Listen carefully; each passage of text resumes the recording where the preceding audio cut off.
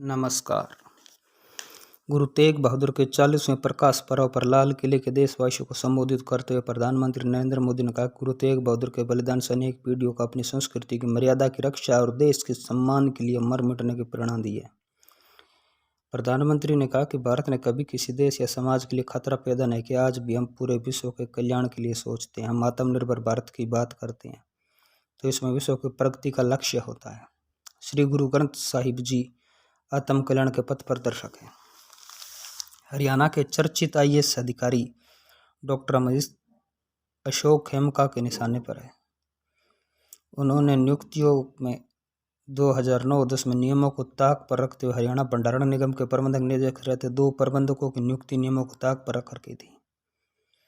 हरियाणा के प्रसिद्ध हास्य अभिनेता दरियाव सिंह मलिक वीरवार को 82 वर्ष की उम्र में निधन हो गया। उन्होंने फिल्म चंद्रावल, जो हरियाणा की पहली प्रसिद्ध फिल्म थी, में हास्य कलाकार खुंडू का रोल किया था। हरियाणा में बिजली संकट गहराता जा रहा है। 12 घंटा और 9 घंटे के कट लग रहे हैं। इसको देखते उद्योगपतियों के साथ साथ किसान और आम लोग भी दिन में बिजली के कट को, रात को बिजली के कट को देखते हुए सड़कों पर प्रदर्शन करने के लिए मजबूर हो रहे हैं। सुप्रीम कोर्ट ने जहांगीरपुरी की बुलडोजर का अवैध निर्माण ढाने के मामले में वीरवार को अगले आदेश तक यथास्थिति रखने का आदेश दिया है। साथ ही यूपी की योगी सरकार को भी नोटिस जारी कर जवाब मांगा। शीर्ष अदालत ने साफ किया कि अन्य राज्यों में इस तरह की कार्रवाइयों पर एक तरफा रोक आदेश नहीं दिया जा सकता।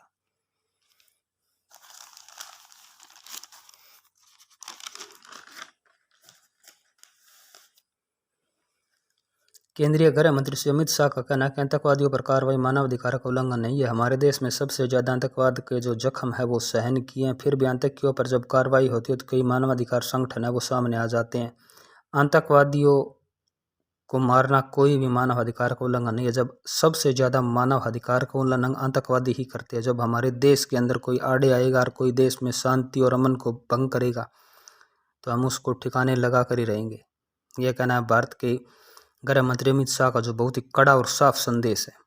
कई जो फर्जी के देश के अंदर हम देखते हैं कि फर्जी संगठन होते हैं, वो मानवाधिकार का बहाना बनाकर आतंकवादियों और ईसाई मिशनरियों को आगे करने के लिए कोर्ट में चले जाते हैं। वो ये नहीं देखते कि ऐसे देखो कितने लोगों को, ये बेकसूर लोगों को मार रहे हैं।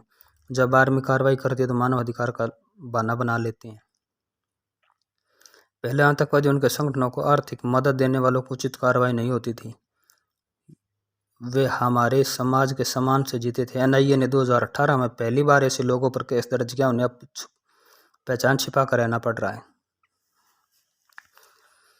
गृह मंत्री शाह ने कहा, आज विश्व समझ चुका है कि भारत के बिना आर्थिक प्रगति, समान विकास, आतंक के खात्मे और पर्यावरण संरक्षण जैसे कोई भी लक्ष्य हासिल नहीं हो सकते। भारत को भी अब अपनी आंतरिक सुरक्षा को मजबूत करना होगा। केवल 13 साल में अपनी ठोस छवि बनाने और सजा दिलाने में हासिल 93.25% सफलता दर के लिए उनके NIA की बधाई दी। इसे बाकी एजेंसियों के लिए गोल्ड स्टैंडर्ड बताया।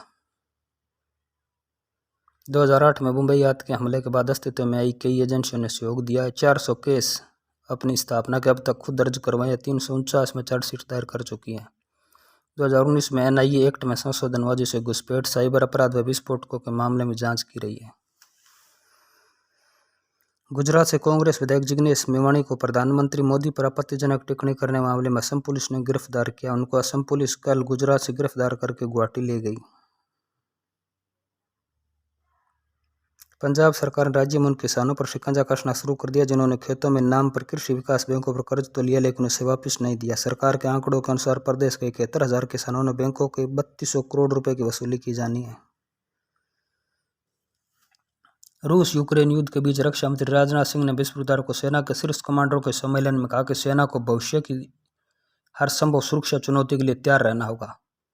इससे अपरंपरागत युद्ध शामिल है। राजनाथ ने परिचालन तैयारियों के लिए सेना की सराहना भी की। सम्मेलन में अंतर्राष्ट्रीय सुरक्षा चुनौतियों की समीक्षा और सीमा पर चीन और पाकिस्तान के साथ रूस यूक्रेन युद्ध के बहुराजनीतिक प्रभाव पर भी विचार किया गया।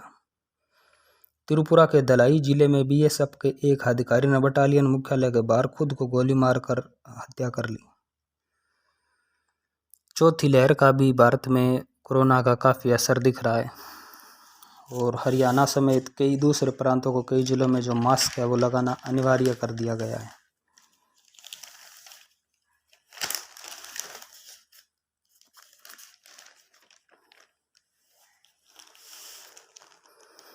वर्ष 2015 के बरगाड़ी बेअदबी मामले में संबंधित तीनों घटनाओं में चार्जशीट किए जा चुके डेरा सच्चा सौदा सिरसा के प्रमुख गुरमीत राम रहीम की मुश्किलें बढ़ गई है। पंजाब पुलिस की एसआईटी ने बेअदबी के विवादित पोस्टर लगाने की घटनाओं से जेएमआईसी फरीदकोट की अदालत से डेरा प्रमुख के प्रोडक्शन वारंट जारी करवाई है। अदालत ने रोहतक की सुनारिया जेल के अधीक्षक को इन दोनों मामलों में डेरा प्रमुख को 4 मई की वीडियो कॉन्फ्रेंसिंग के माध्यम से पेश करने की हिदायतें दी है। नमस्कार, चैनल को शेयर सब्सक्राइब जरूर करें, बेल आइकन का बटन दबाएं और हमें फॉलो करें।